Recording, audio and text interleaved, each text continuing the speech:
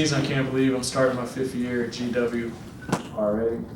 It's a big year. It's the, what is it for the Atlantic 10, the 40th year, my 5th year. Hit big 5-0 in January. A lot of big numbers. Since last year ended, our guys have really worked hard to try to prepare for this season, especially our seniors, not just on the court, but also in the weight room, strength and conditioning with Coach Johnson. So I think they're all going to be really ready to end their career the right way and try to make it back to the NCAA tournament. We had a great year last year. We didn't reach our ultimate goal, so none of them are satisfied with what they've done the last 2 years, winning 46 games, making NCAAs, and then winning our first NIT game in program history, beating Pittsburgh from the ACC. So our seniors, kind of how we go, will be our seniors.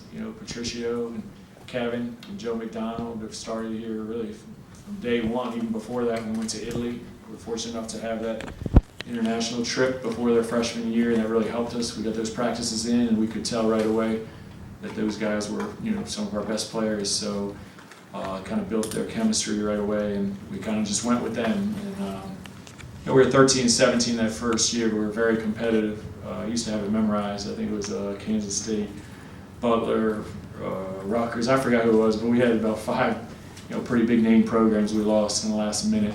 Just our lack of experience. But I knew then that we would be pretty good in the future because of those seniors. Now we have some other guys that blend in. Tyler Kavanaugh sat out this past year by NCAA rules, and I think he's going to have a great junior year. I think him and Kevin will complement each other very well. They both can play inside and they both can play outside. Tyler's three-point shot and Kevin's ball handling. So we're hoping to have some real matchup problems in the front court for our opponents because of those two guys. Then, Yuta Watanabe back. He hasn't gained a lot of weight. He's gained 5 pounds, but he's a lot stronger. He's benching about 90 pounds more than he benched 14 months ago. So I like to call him wiry strong. He's not going to really show it with his weight, but he's definitely getting tougher and more confident going to the basket because of his added strength. So I think he's going to really have a very, very good sophomore year. I thought he had a terrific freshman year. Just like most freshmen, he was inconsistent, and some of the very good coaches in our league, were able to take away his strength, his three-point shot, and now he's really worked on the rest of his game, which he had last year, but he didn't always show it, his ability to take the ball to the basket, just being so weak physically. And now I think one of his strengths will be to take the ball to the basket, and we want him to get to the free throw line since he's such a great free throw shooter. We also have a young man named Alex Matola who took advantage of a rule that I'm not really a fan of, even though I've taken advantage of it now a couple times. If you graduate from a university, you can play your last year eligibility without sitting out. The Mo Creek rule, I thought that was the good reason the rule was put in for a guy like Mo Creek, who found himself in a different situation at Indiana because of injuries, and then the arrival of Victor Oladipo, and all of a sudden he went from 17 a game 2 years later, missing 2 years. He came back and wasn't getting a lot of playing time, and he graduated from Indiana. So, I think it's a good rule. He's not punished, and he's able to go elsewhere. And probably for them, it freed up a scholarship at the time. They probably didn't think he had anything left in the tank, and for us, we needed a shooter, so it worked out really well. Alex Matola graduated from Dartmouth in 3 years, which is pretty impressive in itself. And I don't think he really told anybody one of the reasons he did it was he wanted to play at a higher level. I really feel bad for Dartmouth people. But he was going somewhere. So he's here. We're very happy for him. He's got a degree from Dartmouth, and he's going to work on a master's degree from GW, which is going to be really good for him for the real world. But for right now, he's going to provide a veteran leader off the bench, an experienced ball handler. He was second in the Ivy League in free throw shooting as a junior and first as a sophomore, and that was one of our Achilles heel late in games. Our free throw shooting was very poor, so he gives us a great free throw shooter.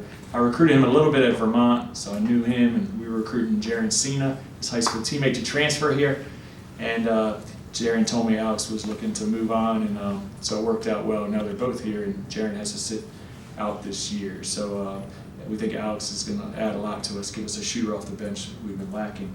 Matt Hart is a Division III transfer, a story in itself.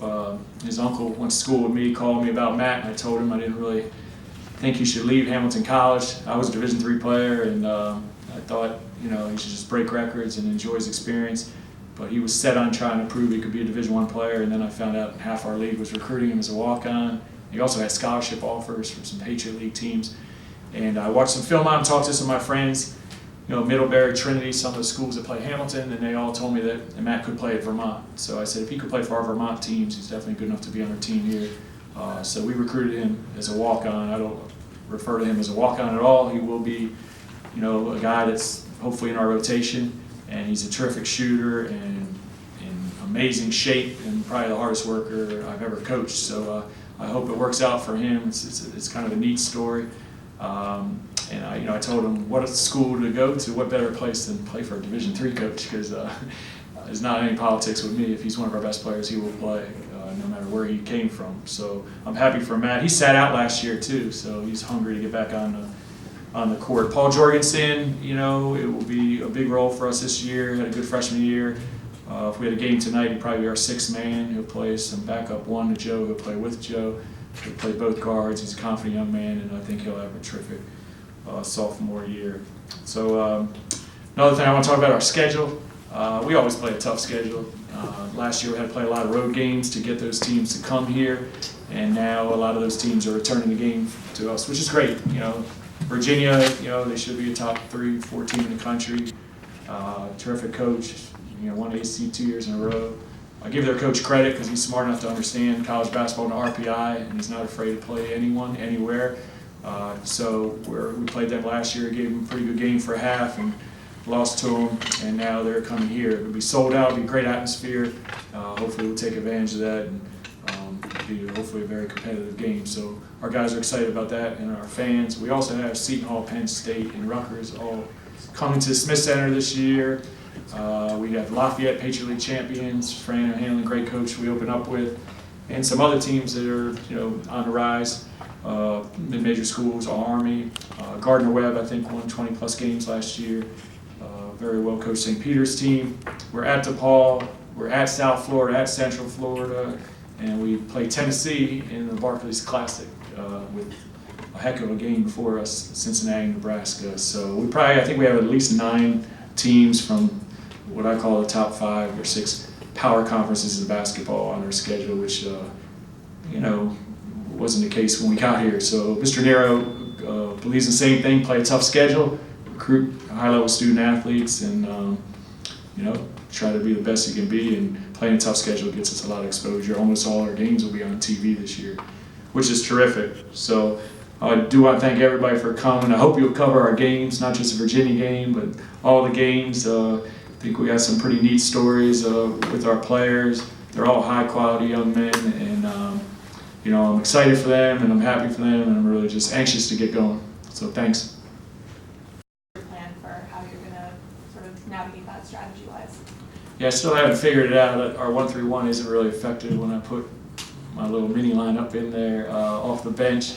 So we'll probably have to play a really aggressive man-to-man. Maybe we can pick up a little 3/4 court man-to-man with our smaller lineup just to try to get teams deeper into the shot clock. So I told our guys, our guards, we have 4 guards, we're very confident coming off the bench. I don't think we can play all 4 at the same time, but maybe 3 of them. And I just said, hey, they got to guard you too. So if we're shooting well and not turning the ball over, the biggest thing is we can't get exposed defensively because of our lack of height and lack of size. But we can't play Kevin and Tyler the whole time. And hopefully one of our big young guys will be able to get in the rotation as well. Coach, 22 wins last year. What challenges do you feel will face this team as you get underway? Well, we're not sneaking up on anybody anymore, and I just hope our experience will really pay off. It has in the past, but I think we'll have more leadership in the locker room on our team. That really hurt us last year. I think we were 16-4 at one point, and you're never as good as you think you are. But we had a tough schedule in the league. We had to go at VCU and at Rhode Island, and we needed a split there and didn't get it. And I won't say we were shook, but we lost our swagger a little bit, and we needed somebody to just grab those guys, and we needed each other to do that. And we just didn't really have that. We had a very good captain, John Capriva. But I think our juniors, they have to really step it up this year and kind of hold each other accountable and make sure they all reach their full potential. So I think Patricio playing with his national team will help. I think Tyler Kavanaugh is a natural leader. That'll give us some more leadership as well. And I think our young guys want to be led, and they're all really serious about basketball. So I'm looking forward to that, because with our schedule and the league being so strong, we're going to take some losses. It's just we got to respond better than we did last season. Coach, you think having all these young guys and new guys in the backcourt helped with Joe McDonald a lot of times together, play a lot of minutes for you, and you didn't have somebody on the bench to replace him? Do you think having Jorgensen, Hart, and all of those guys would help Joe's later in the season be stronger? Yeah, I think so. Joe's looking great, by the way. This is his first summer. He's worked out with our team in a couple of years. I mean, a major hip surgery. He's just been injured. But he's so tough. He's always been able to play during the season. But he's looked really good. But I think what will help us is we didn't really have a lot of scoring off the bench last year. I mean, Yuta Watanabe was doing a great job, but then he was playing so well, we made him a starter. And then we had some scoring with Keith and Savage off the bench. But our young guys just didn't really score. And our role players just didn't score like we needed. So now we'll have some guys. I mean, some of them are young, but some of them, like Alex, I know he played in the Ivy League. But he's our leading scorer 3 years in a row. I think he's not going to be afraid no matter who we're playing. And I told him he'd get better shots for us than he did for Dartmouth, just because no one's going to key on him, because our big guys are really good. And if they leave Yuta, they're not going to leave Yuta open. So early on, at least, till they figure out who this kid is, I think he'll get some open shots. So I think he'll give us an experienced guard off the bench. Paul's more experienced this year. And, we'll see if Matt Hart can do it here at this level. He's definitely worked hard enough. He scored 22 a game, but hey, I'm a D3 player myself, but it's a huge difference. So hopefully, he'll be able to give us something off the bench. And I think we have a really good guard. It's a freshman, Jordan Rowland. He's a state player of the year 2 years in a row in New York for Class B, but he's a terrific athlete. And sometimes when you're used to scoring, you're a scorer. I mean, we needed some guys to score that maybe they weren't used to that role. So I think Jordan gives us another threat. So what it does really is gives us competition. Last year we had to keep going back to certain guys off the bench, and when they didn't get the job done, we really had no choices. But now we got 4 guys, and they're going to all have to play at a high level, because 2 of them will probably play a lot. One of them play a little, another one probably won't play much. So they know that, and so it makes for healthy competition. When he got here, we were trying to play him with the 4, but now, I told him he's going to have to play some 4, him and Patricio, but I'd like him to get 1 post move, and now he's a little bit stronger. I'm hoping he's willing to go in there. He's a pretty good rebounder, but I think he'll do more than just hit threes for us and make free throws. I think he can put the ball on the ground. I mean, we had a little inter-squad the other day, and I think people could see that he actually, I've always said he could dribble well, but when you're 6'9", a lot of times you're guarded by 6'2" guys, it's really hard to dribble the ball because they're so low to the ground. Hopefully we can take advantage of that next year. One of our recruits is a little bit short coming in. It's a really good defender, but that's another story. But I think Yuta's worked hard on his ball handling, and he's just more confident and just being stronger. His only weakness last year was his lack of physical strength, and he's not there yet, but he's getting stronger. So he averaged 7.5 points a game last year. He had 21, I think, was his high. But I think I'll be surprised if he's not a double-digit scorer. It's just we got a lot of options, so I don't know if he'll get 10 a game or 12 a game, but I definitely think he'll play a bigger role for us. And he's always been a very, very good defender. With where Matt and Colin are development-wise, what are your expectations for them in terms of how much they'll be able to help out Kevin and Tyler? Matt Semino is still physically, not there. And, a part of it is right now I see him going against Tyler and Kevin, who are so big and strong. So my hope is, we'll see what he does when we have a scrimmage next weekend, and then we have an exhibition game against Gannon. And I told him, I said, I'm going to play early, but in those games, and then you got to kind of show what you can do.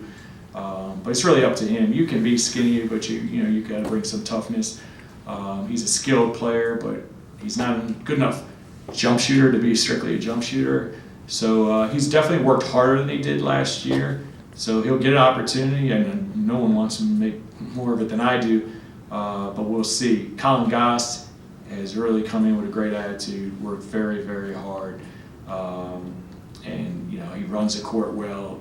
He's just so thin that I just don't know physically if he'll be able to, play much. But we hope that one of them can give us some minutes off the bench. That would really help things for us. So they're both kind of competing for some minutes behind Kevin and Tyler. And if they can't get the job done, then we'll go small. And Patricio will play a little bit of 4. So we'll see. But that's the key for us. We have to get Matt or Colin to be able to give us something this season. Mike, obviously, there's pressure every year to win. Do you feel any more sense of urgency because of the fact that you've got Patricio, Kevin, and Joe at the last run with them? Yeah, last month, the recruiting is so stressful because you look at who we're losing, and now Alex is pretty good. So I'm like, wow, we got 4 guys we're losing, probably 4 of our top 7 players right now. I mean, no doubt about it. So we lose a lot, but I kind of look at it. You always look ahead of like, well, we got Tyler, Yuta, and Jaron Cena, who was all Big East rookie team a couple years ago. And, so we have 3 guys that proved they could play at the highest level. So I want to take advantage of it. I want to take advantage of the experiences they had, those gut-wrenching losses to, Butler and some of those teams of their freshman year. And we took advantage of it for a while there last year. But this is it. They should be more motivated than anyone. They all want to play basketball after college. They're all 3 of them are about winning. And, we always get good kids, but sometimes you get kids that winning isn't everything to them. It's me first, and those guys are definitely not those kind of guys. So I think our chemistry will be great. The young guys look up to them. I'd like to see Joe be more of a vocal leader because he has everyone's respect, but he's just, he's a quiet guy. But at that position, I'd like him to be more vocal this year. So they have definitely worked hard, and I think they'll have very, very, very good seasons. And, that they're the key to the season, just like they were last year. What kind of impact do you see Tyler having this year? I think it's going to have a huge impact. I really do. I don't want to put numbers behind it, but, he played for Wake Forest. They weren't a power in the ACC, but they're still in the ACC, which, right now is the best league in the country. I mean, it's not close, and the rest of us are 2-7, every year. So he averaged 8.8 points a game sophomore year. He had 20. They upset Duke. And now he was guarding centers a lot there because I think Devin Thomas, sister played Maryland. He was like the other big guy, and they just didn't really have a lot of size. So Tyler guarded the biggest guy as a freshman, sophomore, and he wasn't physically ready to do that. So I think it tired him out offensively. Now his body has changed probably more than anyone on our team in the last year. He's worked very hard. His body fat's down. I think he'll be able to play a lot of minutes. I think he'll be able to go inside and outside. He was more of a 3-point shooter maybe early in his career. And he has a high basketball IQ, and he's a great kid. So I think he's kind of under the radar because, we don't hype our guys, and you see all these top transfers, this and that. But he did a lot at a pretty high level, and I appreciate everything about him because he had a lot of opportunities to go elsewhere. He came here because he wanted to win. He loved Wake Forest. He just felt he had 2 years left, and he didn't think that they were going to win in his 2 years. And I recruited him hard in 10th grade. I think I offered him a scholarship, and then I played against his dad. His dad actually was a great Division III player, the best Division III player I ever played against at Hamilton College, where Matt Hart happened to go. So I think Tyler is going to be really, really good for us. We're going to miss John Caprivo, don't get me wrong. Probably maxed out his talents, great person, incredible story, pre-med, and he had some big games, but, I'll be disappointed if Tyler doesn't do a lot more than 6 and 3.5 or whatever John's averages were. Tyler's a lot bigger, stronger, and he's definitely ready. The year sitting out, he really took advantage of the year sitting out. Got time for one more? Coach, the Atlantic 10 this winter, especially with some of the recent coaching changes at George Mason, VCU, how does the league shape up from here? Well, last year everybody thought the league was down. I just thought it was a little bit young. We got 3 bids, which is the lowest since I've been here. Our league, I think, is averaging 4.5 bids the last 5 years. I think you got 2 really good coaches that came in the league.